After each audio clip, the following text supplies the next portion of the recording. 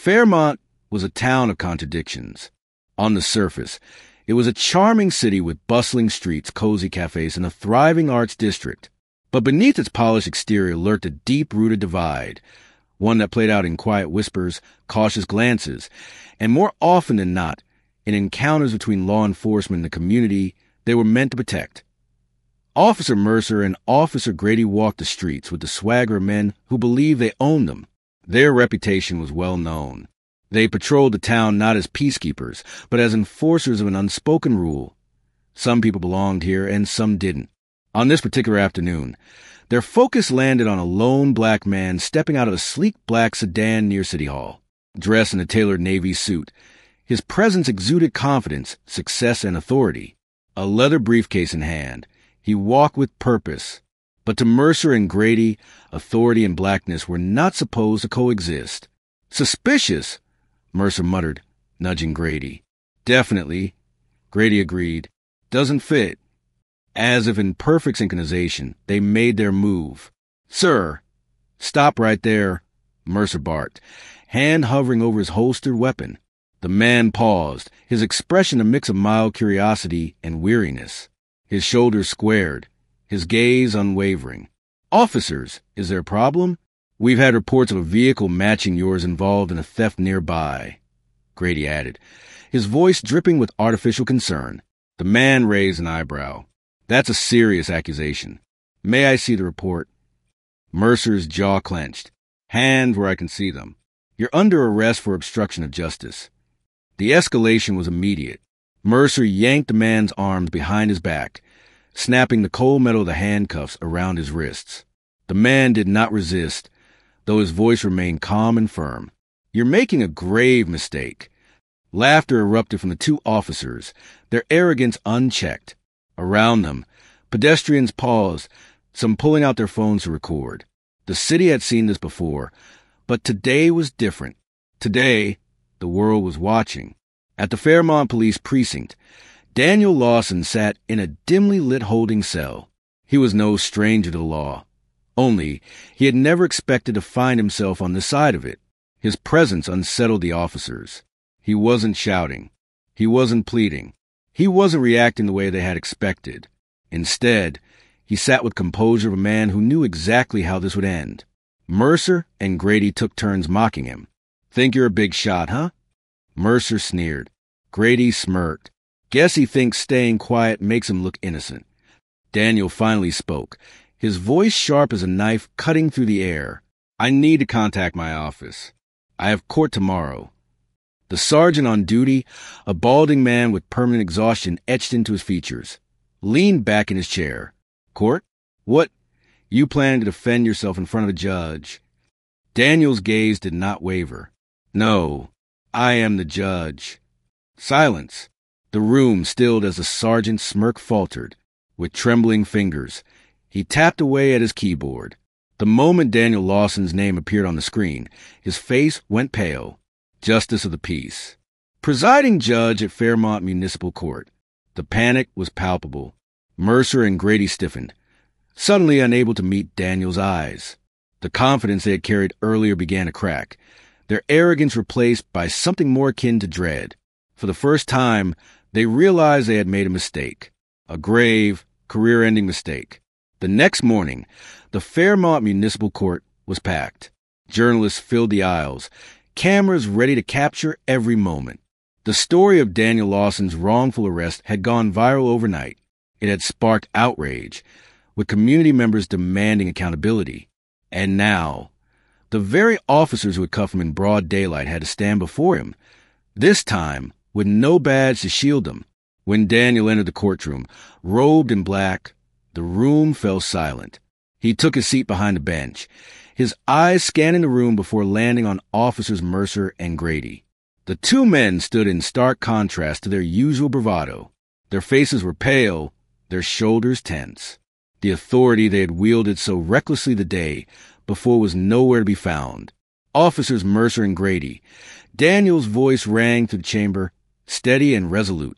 You stand accused of racial profiling, unlawful arrest, and abuse of power. Do you have anything to say in your defense? The officers fumbled for words. Their excuses were weak, their justifications hollow. They insisted they had acted according to protocol. They claimed they were simply responding to a report. But the courtroom had already seen the evidence. The viral videos played on screen for all to see. The aggressive handling, the baseless accusations, the composed yet clearly targeted victim. Witnesses testified, detailing how the officers had no probable cause, how they had escalated without reason. The weight of their actions bore down on them. And then there was Daniel Lawson himself, a judge with an untarnished record of serving the community, a man they had humiliated simply for existing in a space they believed he didn't belong. The verdict was swift.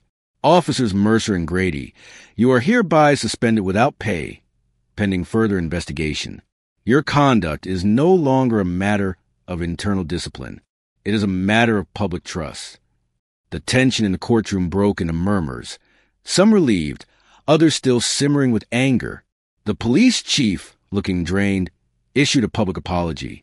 But apologies could not erase the damage. For Daniel, this was not just about personal vindication. It was about something much larger, the systemic failures that had led to this moment. Instead of resentment, he chose action. He leveraged his influence to push for police reform in Fairmont. With community leaders and city officials, he helped implement training programs designed to dismantle racial bias, foster trust, and hold officers accountable. The incident became a turning point for the city. Citizens of all backgrounds rallied together, demanding lasting change. Months later, Daniel stood on the steps of City Hall, watching as a new class of police recruits entered the academy, this time under stricter, reformed policies. Among them were men and women who understood what law enforcement was truly meant to be, a force of protection, not oppression. Daniel allowed himself a rare smile. The fight was far from over, but for the first time in a long time, progress no longer felt impossible. The case of Judge Daniel Lawson versus officers Mercer and Grady became a national headline. Overnight, news anchors dissected the footage of the wrongful arrest, legal analysts debated the implications, and social media erupted with hashtags demanding justice. For the people of Fairmont, this wasn't just about one incident. It was a reckoning. By the time Daniel walked out of the courthouse that evening, the front steps were flooded with community members. Some held signs. Others simply came to watch history unfold. A cheer erupted when he appeared, though he lifted a hand to quiet them. "This is not my victory," he said into the microphone, his deep voice carrying through the crowd. "This is our fight. What happened to me happens to countless others who do not have a judge's robe to shield them. And that is why we will not stop here." His words ignited a movement. Protesters gathered outside the police department demanding institutional change. Activists mobilized, organizing town hall meetings. And for the first time in years, those in power had no choice but to listen. Mercer and Grady, however, had become symbols of a deeper problem. Their suspension was not enough.